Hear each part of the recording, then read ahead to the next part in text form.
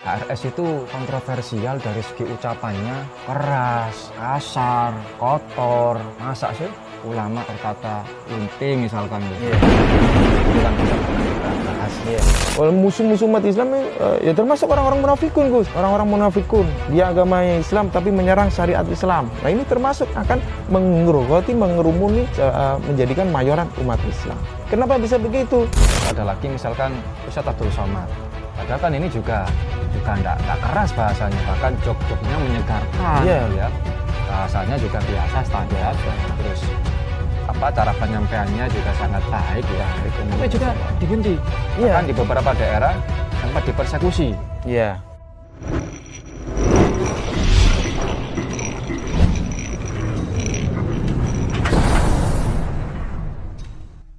Assalamualaikum warahmatullahi wabarakatuh. Waalaikumsalam warahmatullahi Sahabat wabarakatuh. Amazing Pasuruan yang berbahagia, selamat malam bagi yang beragama lain.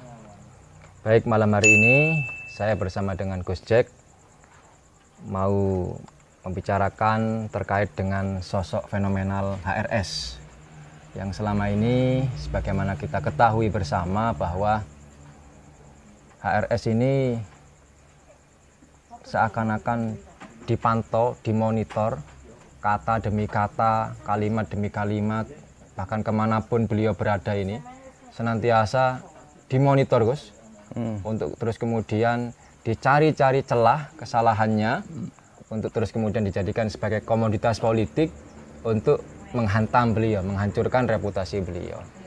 Termasuk juga begini, Gus, jadi yang juga menjadi perbincangan publik, HRS itu karena memang kontroversial dari segi ucapannya, keras, kasar, kotor. Masa sih ulama berkata lunting misalkan, Gus? Waktu itu kan sudah pernah kita bahas ya. Padahal kan tidak menyebut nama ya. Terus masa sih kata-katanya misalkan goblok ya. Terus ada lagi dicuplik, itu cuplikannya, Gus, ini diambil di framing ya, kurang ajar dan seterusnya. Jadi sebenarnya apa yang terjadi, Gus? Apakah memang HRS ini sosok yang keras, kasar sehingga dimusuhi oleh para pembenci beliau ini, dan terus kemudian ini dijadikan sebagai dieksploitasi ya, dieksploitasi, dijadikan alat untuk menghantam beliau. Apa sebenarnya yang terjadi nih, Gus? Jadi menurut saya memang ada ketidakberesan ya, cara memahami komunikasi, Gus. Jadi kalau ilmu komunikasinya nggak bagus ya, bisa menilai lain ya. Ketika seseorang bicara apa adanya atau tidak ada kata lain selain kata itu yang harus disebutkan. Tapi yang menerima ini yang terkadang memang karena tidak punya referensi ilmu komunikasi, psikologi komunikasi, sehingga mereka hanya ikutan. Sebenarnya secara intelektual mereka itu sedikit, Gus, tapi mampu menyebarkan pikiran-pikiran mereka untuk bisa sama dengan mereka, yaitu tidak suka dengan Al-Habib Rizik Syihab. Jadi apa yang dikatakan Al-Habib Rizik Syihab ini semuanya akan menjadi salah karena parameternya adalah like and dislike, Gus. Tapi kan kata mereka ini kan bahwa kata-kata tadi itu misalkan goblok ya, terus katakanlah tadi bahas lunte misalkan, bagi sebagian mereka ini memang ini terkesan tidak santun, tidak lembut, terus kemudian ini tidak sesuai dengan budaya ketimuran dan macam-macam lah ya. Kalau saya melihat argumentasi mereka itu, apakah memang seperti itu? Ya kembali lagi, pertama gaya bahasa seseorang itu kan bisa berbeda, tapi kita menilai orang ini kasar atau tidak lembut itu kan tergantung pemahaman seseorang ya, pemahaman seseorang ketika menerima pembicaraan orang lain ya. Seperti tadi ya, misalkan Habib Rizik bilang lonte misalkan ya. Lonte ada lonte malah dijaga oleh aparat. Gitu. Ya, misalkan kata-kata itu kok bisa dikatakan kata-kata yang kotor, kata-kata yang apalagi Gus, kan ya tergantung kasar. Apa yang dibicarakan kan gitu kan. Kasar loh, kok bisa kasar? Kalau misalkan Habib Rizik itu bicara selain lonte apa coba? Kalau orang Jawa Timur, khususnya orang Jawa Timur daerah-daerah tengah atau timur bilang senuk Gus. Nanti lonte sama senuk lebih kasar mana? Orang nggak mungkin bisa membandingkan. Oh kasaran senuk misalnya. Oh kasaran lonte nggak bisa gitu. Karena nggak ada parameternya. Nggak ada parameternya dan artinya sama gitu loh. Ketika orang Jawa Barat misalkan, oh kamu senuk, nggak bakalan ngerti mereka kan gitu. Tapi kalau bicara oh ada lonte misalnya, seluruh Indonesia ngerti Gus. Gitu loh. Oh, apa harus diperhalus misalkan PSK gitu.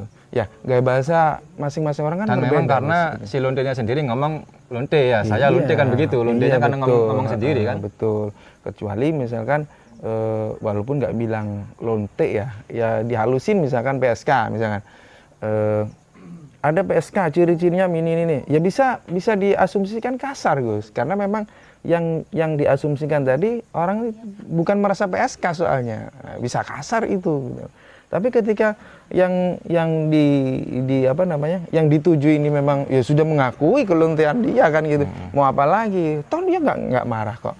Terus bicara malah ada orang lain si pembela lonte ini yang marah-marah. Nah, ini yang aneh ya. Yang aneh, yang nggak masuk akal. Ya artinya berarti kan kembali lagi parameternya adalah like and dislike. Jadi apa yang disampaikan oleh Al Habib Rizik Syihab ini pasti tidak disukai oleh mereka. Karena misalkan lagi goblok Gus.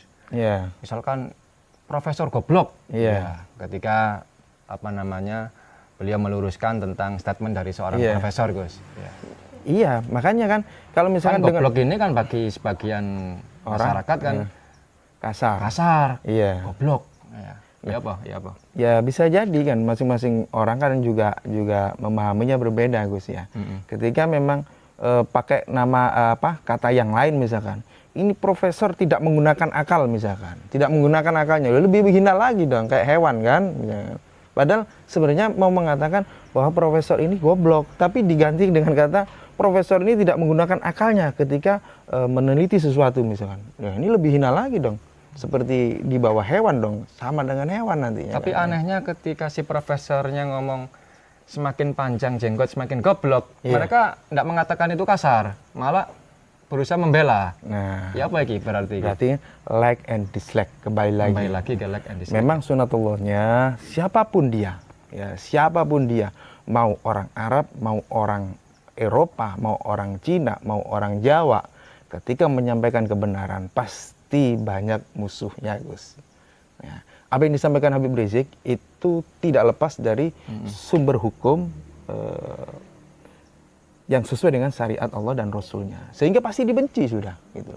Jadi karena yang disampaikan itu ya yang terus kemudian mereka membuat benci, sehingga menjadikan kata-kata yang dianggap kasar itu sebagai senjata untuk menyerang HRS gitu ya. Betul. Jadi semuanya akan bernilai negatif Gus gitu.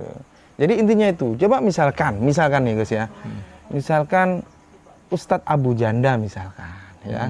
Ustadz Abu Janda Ustadz ya? Ya ngakunya. Ya kita coba kasih gelar Ustadz Abu Janda ketika menyampaikan satu saja ya hukum syariat Islam yang sesuai dengan Al-Quran dan Hadis, kira-kira dibenci apa enggak sama mereka? Ya dibenci Gus, ya. Pastinya dibenci kan? Misalkan Abu Janda ngomong cadar itu bagian dari syariat Islam. Syariat Islam itu framing saja itu. Kalau cadar itu budaya Arab, enggak, aslinya itu hukum, itu syariat Islam. Misalkan Ustadz Abu Janda ngomong begitu, pasti dimusuhi oleh teman-temannya Gus. Dan pasti akan dibela oleh orang-orang yang menyukai, mencintai kebenaran Gus. Jadi intinya mereka itu benci kepada syariatnya ya? Intinya di situ sebenarnya. Jadi orangnya ini hanya simbol saja gitu. Nah apalagi seorang HRS ya ini mau tidak mau simbol perjuangan ya, mengakui atau tidak ini adalah simbol perjuangan, simbol tokoh Islam yang mampu mempersatukan umat Islam terbanyak di Indonesia kan begitu. Tapi saya jadi ingat juga artinya memang ketika ada seorang dai yang lembut bahasanya, katakanlah hakim, Gus. Ya, hakim lembut. Tapi oleh Ya. mereka juga dibenci. Ya. Waktu misalkan dulu ketika terjadi poligami beliau ya, Ya. diserang habis-habisan Ya. ini, Gus. Ya. Sampai seorang hakim ini difitnah, diserang habis-habisan ya, kemudian pengajiannya diboikot dan sebagainya. Ternyata meskipun lembut juga, dimusuhi juga. Berarti memang ini karena syariatnya ya. Karena syariat itu saja sebenarnya. Jadi mereka ingin menyerang syariat poligaminya gitu ya. Iya, coba misalnya kalau ada ustadz, ada ulama, misalkan lempeng aja, tidak menyampaikan dengan tegas, tidak menyampaikan dengan lugas, ya syariat-syariat itu, ya pasti tidak ada reaksi dengan orang-orang seperti itu. Nggak ada reaksi pastinya. Ya pasti akan dijadikan contoh, no, seperti ustadz itu, seperti ulama itu, kiai itu. Nah, itu bagus, itu menyejukkan. Nah, sementara orang yang menyampaikan dengan lugas, tegas, sesuai dengan hukum ya, akan dikatakan ini keras. Karena mereka hakikatnya tidak mau syariat itu diterapkan untuk dirinya, apalagi untuk masyarakat. Mungkin kepentingan bisnis maksiatnya terganggu misalkan, Gus ya. Bisa jadi. Akhirnya kan mereka akhirnya menyerang balik kan ya. Bisa jadi. Ya itu kan efek ini aja, efek duniawinya aja. Tapi hatinya hakikatnya cuma anti terhadap syariat. Itu pakemnya begitu, Gus. Terus ada lagi misalkan Ustadz Abdul Somad. Padahal kan ini juga enggak keras bahasanya, bahkan jok-joknya menyegarkan ya. Bahasanya juga biasa, standar. Terus cara penyampaiannya juga sangat baik ya. Tapi juga dibenci. Bahkan di beberapa daerah sempat dipersekusi. Iya. Padahal kan enggak keras ini, enggak kasar. Iya. Tapi dibenci juga. Nah, karena UAS ini dekat dengan para habaib dan memuliakan zuriat Nabi. Karena dekat dengan HRS. Dekat dengan HRS. Ya, ini terus pernyataan atau ceramah-ceramahnya UAS ini kan sering membela ya, dikonotasikan membela grupnya HRS. Sehingga ya ikuti, pokoknya yang terkait dengan HRS, membela HRS, mendukung HRS, mencintai HRS, mengikuti HRS akan di Berarti saya ingat juga kembali ke Hakim tadi itu. Dulu ketika Hakim berdoa ketika banjir Jakarta, Gus, menganggap ini adalah ujian, dinyinyiri sama Ustadz Abu Janda tadi itu. Kalau gubernurnya Anies, kalau ada banjir ujian. Kalau gubernurnya Ahok, ini musibah, azab. Dinyinyiri sih, Gus. Karena memang kebencian kepada sosok yang ada kedekatan dengan HRS dan selalu menyampaikan kebenaran. Itu sudah sunatullah, Gus. Maka ya memang harus menjadikan pribadi Nabi itu uswah hasanah tadi, keteguhan hati, kesabaran hati. Ya. Terus sebaliknya misalkan, Gus, saya juga ingat ini ketika ada tokoh yang mengatakan masa kecil Nabi rembes. Ini kan bahasa rembes kan kalau kita kaitkan dengan tadi bahasa yang tidak pantas ya kan juga tidak pantas juga kan ya secara umum ya kan juga kasar juga rembes ya. Tapi oleh mereka nggak dibenci, malah dibela, digolekno dasar kitab. Ternyata Nabi Bian tahu lorong meripat, terus langsung dikatakan iki dasarnya Nabi rembes. Ya apa berarti iki? Nah, ya itu karena gini, karena ada reaksi, Gus. Jadi pernyataan rembes dan sejenisnya karena ada reaksi orang-orang yang ingin membela kesucian, membela kemuliaan Nabi. Rasulullah SAW, sehingga ini dianggap ini musuh karena musuh gitu loh. Karena seandainya nggak ada reaksi, ada yang menyatakan rembes, mungkin kalangan mereka yang akan membuli. Oh, jadi karena setelah ada kata rembes, terus kemudian dari kelompok yang cinta kepada Nabi ini, terus kemudian mengkritik keras, akhirnya mereka membela itu. Seandainya tidak ada, mungkin mereka yang akan membuli. Atau ya seandainya yang mengatakan itu dari kelompok yang di luar mereka, misalkan katakanlah misalkan ini, mohon maaf ya, misalkan Ustadz Felix, misalkan dalam ceramahnya masa kecil Nabi itu biasa-biasa, bahkan Nabi itu kecilnya rembes. Seandainya yang mengatakan ini Felix, bahkan habis sudah. Wah, itu Wahabi, itu tidak pernah ngaji maulid, tidak pernah baca maulid, tidak pernah mondok pesantren. Betul. Iya, udah pasti kan. Jadi ini tetap like and dislike ya pada like and akhirnya dislike parameternya. Jadi bukan kebenaran, bukan kebenaran, bukan syariat. Dari hawa nafsu yang dikedepankan gitu. Makanya ketika melihat siapa-siapa yang dekat sama HRS, ya mereka akan semampunya akan bereaksi yang negatif, Gus, gitu. Tidak punya rasa husnudzon dulu, bagaimana check and recheck. Oh iya, jadi kalau misalkan ada tokoh mereka yang dikritik ya oleh kelompok yang di luar mereka, maka mereka akan mengatakan tabayun. Tapi ketika mereka yang menghujat kelompok di luar mereka, tidak pernah tabayun, Gus. Langsung dihujat, ini radikal.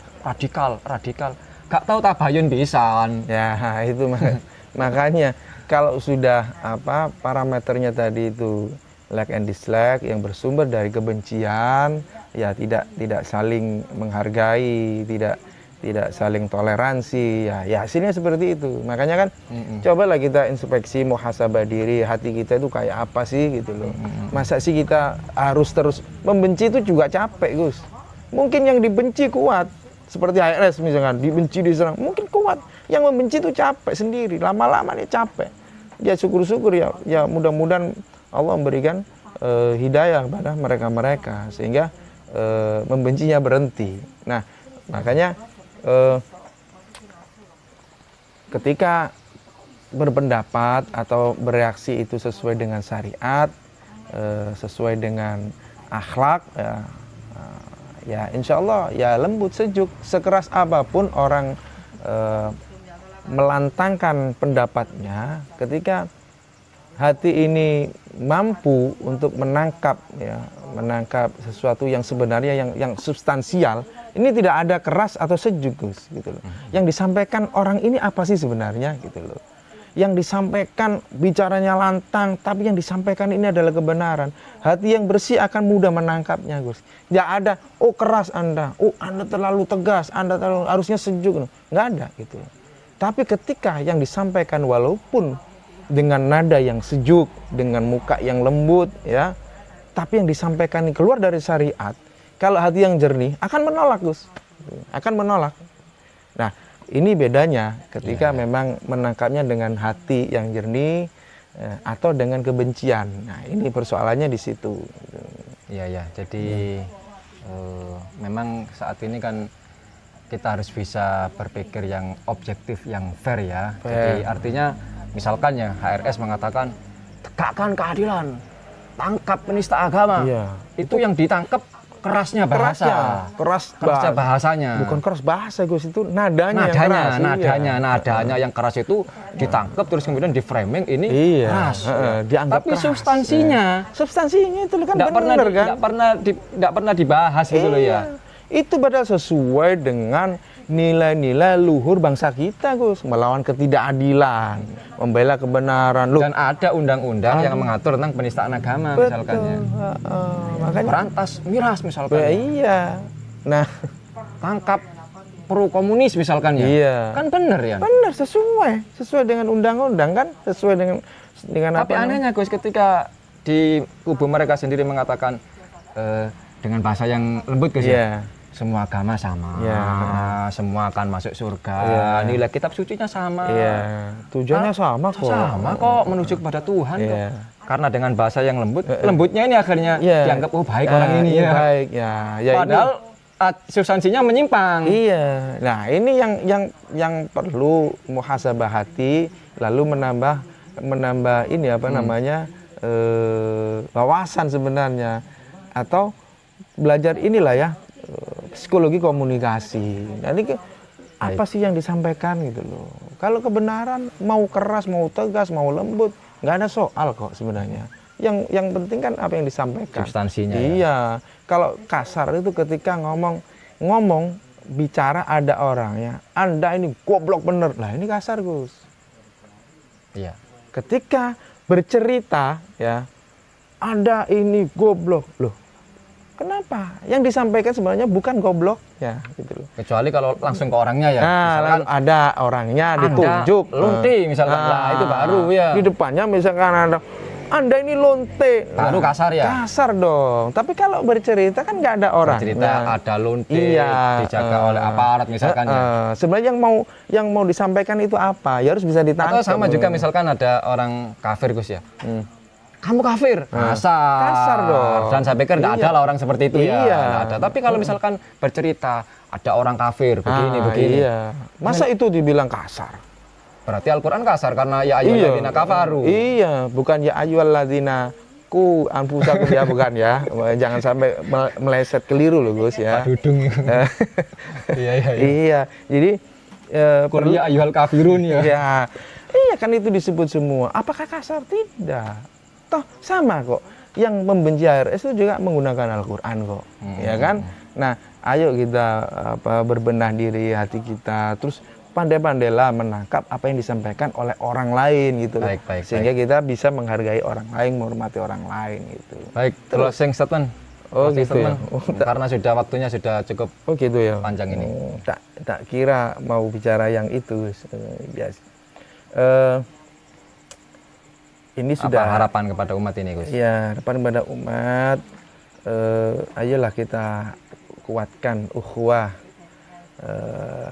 Islamiyah kita, ukhuwah watoniyah kita ya. Jadi kita ini satu agama, satu bangsa ya, Indonesia.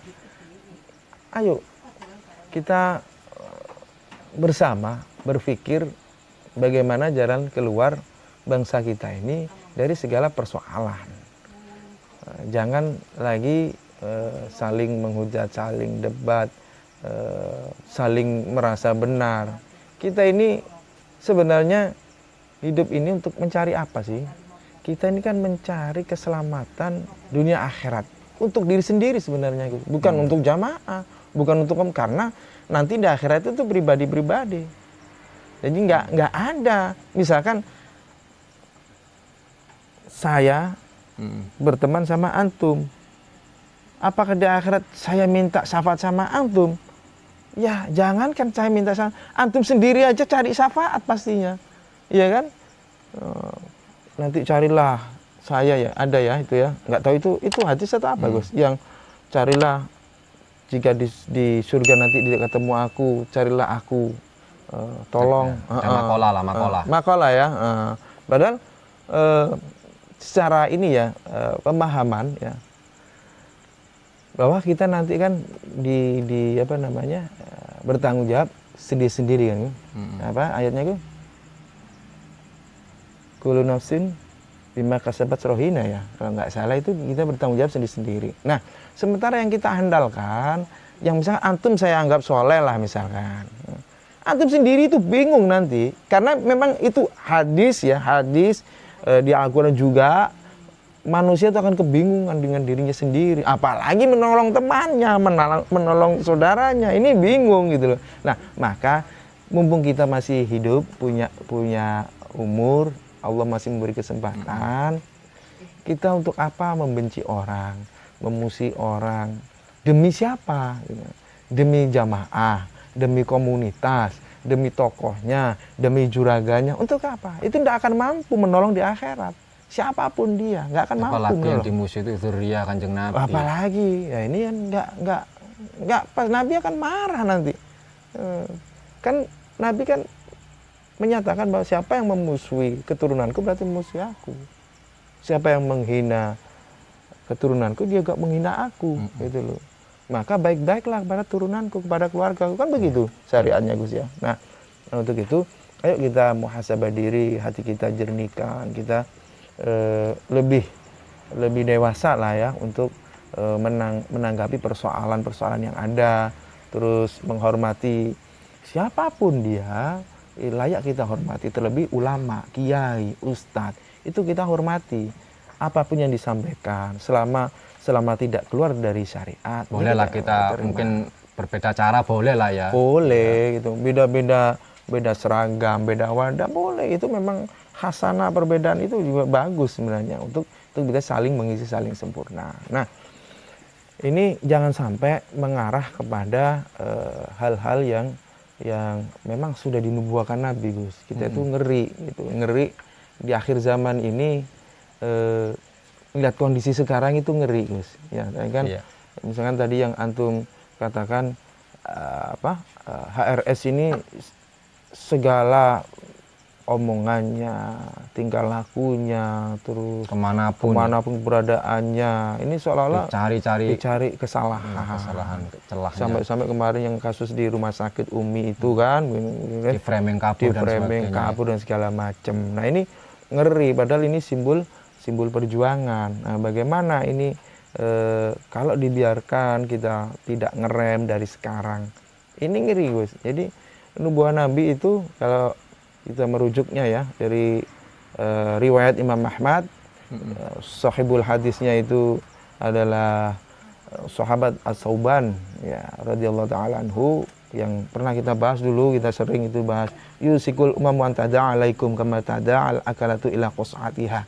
Hadis qas'ah itu loh, Gus, hadis loyang yang dimana Nabi sudah mengkabarkan nanti di akhir zaman hampir-hampir umat ini akan dikerumunin oleh umam. Umam ini berarti semua umat selain umat Islam, yang mereka akan memakan dari berbagai arah, bagian nampan yang di situ ada makanannya. Jadi nanti akan direbut umat Islam ini, bahasa kita itu mayoran loh, Gus. Digawe mayoran. Gawe mayoran umat Islam, gawe mayoran. Dikerubuti. Iki Nabi yang ngomong. Dikerubuti oleh musuh-musuh Islam. Nah sekarang sudah agak kerasa kita. Ngelihatnya itu agak kerasa ini. Ya kan? Oleh musuh-musuh umat Islam ini, ya termasuk orang-orang munafikun, Gus. Orang-orang munafikun, dia agama Islam tapi menyerang syariat Islam. Nah ini termasuk akan mengerumuni, menjadikan mayoran umat Islam. Kenapa bisa begitu? Karena ternyata sahabat ini nanya, loh apakah kita waktu itu sedikit ya Nabi? La, bal antum yawma idzin katsir. Tapi kalian itu banyak waktu itu. Loh tapi kok kenapa kok banyak? Kok dikerubuti? Iya, karena kalian ini walakinnakum ghusaun ka ghusa isail. Jadi akan tapi kalian ini banyak tapi seperti buih di lautan, nggak ada manfaatnya, nggak ada kualitasnya. Nah jangan-jangan sekarang HRS ini ketiban untuk, Gus, apa ketiban untuk buih, yang jadi buih itu. Jangan sampai kita menjadi buih. Nah kenapa menjadi buih ya? Di situ dilanjutkan bahwasanya Allah ini juga mencabut rasa takut mereka yang mengerubuti tadi, Gus. Mencabut rasa takut dari dada-dada mereka sehingga kalian ini tidak punya kehormatan sama sekali.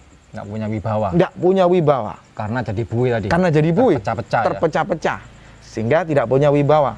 Mudah sekali mereka menghancurkan umat Islam, melecehkan umat Islam, menghina umat Islam. Nah ini dan Allah memberi ujian, Gus. Memang nanti umat Islam ini disusupkan di dada-dada mereka, yaitu wahan ya, bukan Wuhan ya, wahan. Nggak tahu kalau ada kaitannya kata-katanya Wuhan sama wahan ini ya. Wahan, wamal wahan ya Rasulullah. Rasulullah jawab, ya, wahan itu hubbud dunya wa karahiyatul maut. Cinta dunia dan takut kematian. Sekarang kita lihat kondisinya. Ini cinta dunia. Sekarang kenapa mereka ini kok banyak yang menyudutkan ya HRS, kekuatan-kekuatan ini menyudutkan HRS? Ya karena cinta dunia. Demi harta jabatan. Wa karahiyatul maut. Takut mati. Artinya apa? Kalau mati selesai dia.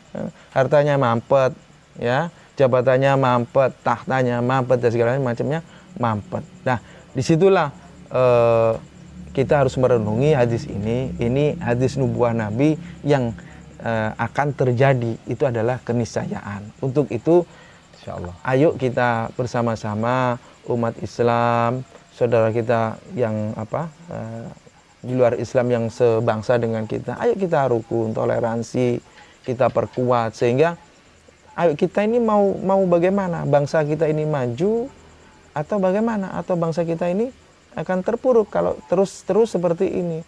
Nah, dengan kasus-kasus yang kita lihat akhir-akhir ini ya, penyudutan, penyerangan tanda kutip ya Gus ya, membunuh karakter seperti ulama-ulama yang berporos kepada HRS, ini kan akan menjadi sebuah bibit-bibit permusuhan nantinya kan kalau tidak diselesaikan sekarang dengan dialog dari hati ke hati kita sama umat Islam, kita sebangsa dan setanah air. Ayo kita majukan bangsa kita ini. Bangsa kita ini besar, budaya kita juga baik. Kita tuh punya potensi ya, baik itu SDM-nya atau SDA-nya. Kita ini bangsa yang kaya sebenarnya.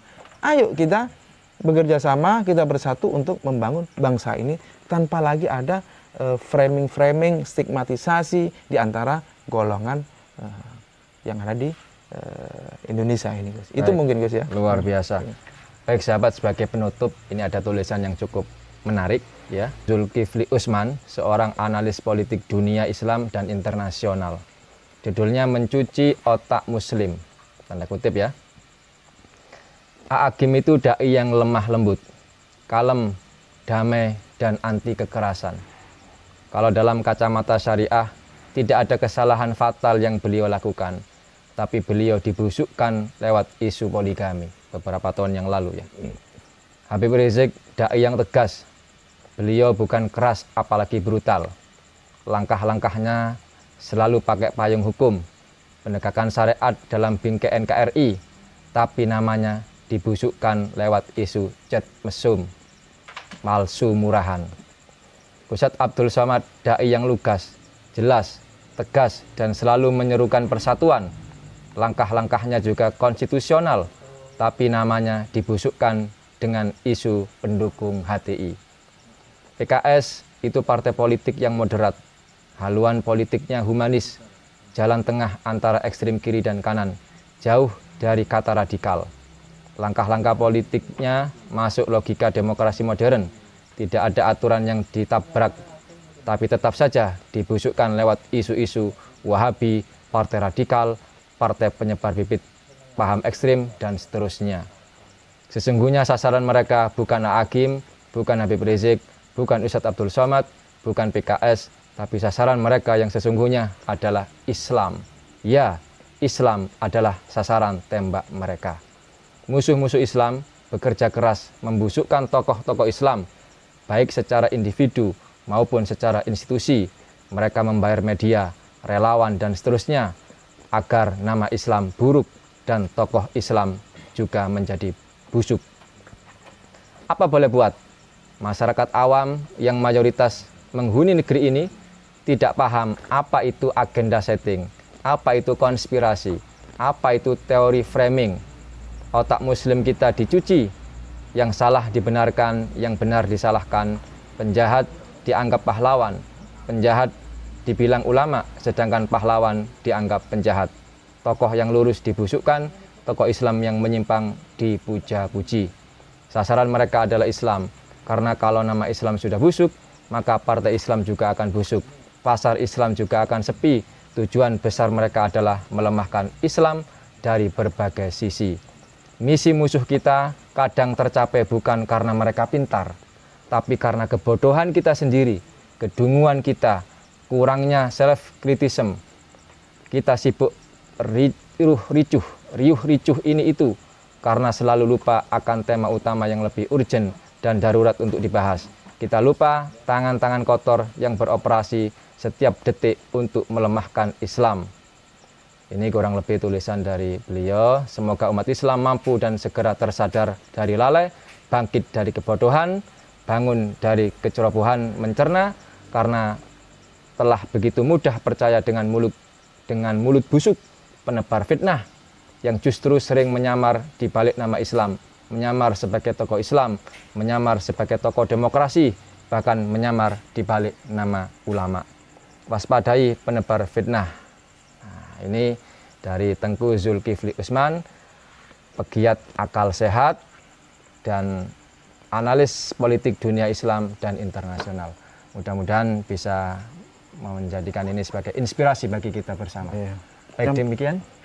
Terakhir Gus ya, saya mau sampaikan hadis riwayat Bukhari nomor 6423, Gus. Hafal sak nomor ya? Wah, hafal sak nomor ya. Alhamdulillah, Gus. Berarti wis padha ambek Adi Hidayat iki. Ya, member-member didik lah ya. Jadi Dari an Abu Hurairah radhiyallahu ta'ala anhu qala Rasulullah sallallahu alaihi wasallam la taqumus sa'ah ya hatta taqtatila ya. Jadi tidak akan kiamat ini akan datang ya, tidak akan kiamat datang ya, hatta sampai taqtatila. Jadi ada peperangan fi'atani. Jadi ada dua kelompok yang saling berperang ya. Da'wahuma wahidah. Padahal mereka menyeru dakwahuma, kedua kelompok ini dakwahuma wahidah, Gus. Satu. Apa? Seruannya adalah Allahu Akbar. Jadi dua kelompok ini, satu kelompok sana ini Allahu Akbar, satu kelompok sana Allahu Akbar, tapi mereka saling berperang. Sesama muslim. Ini hati-hati saudara-saudaraku, hati-hati. Jadi jangan sampai bangsa kita, umat Islam terjadi seperti apa yang dinubuahkan oleh Nabi Muhammad SAW. Cukuplah di Syria, cukuplah di Syam, jangan sampai dibawa ke sini. Mudah-mudahan itu. Amin. Itu Gus yang bisa saya sampaikan. Baik, luar biasa sahabat Messing Pasuruan. Mudah-mudahan ada manfaatnya untuk kita semuanya. Amin. Amin. Demikian wa akhiran wa lafu minkum. Assalamualaikum warahmatullahi wabarakatuh. Waalaikumsalam. Allahu Akbar, Allahu Akbar, Allahu Akbar. Siap berjuang. Angkat tangan semua, takbir. Takbir.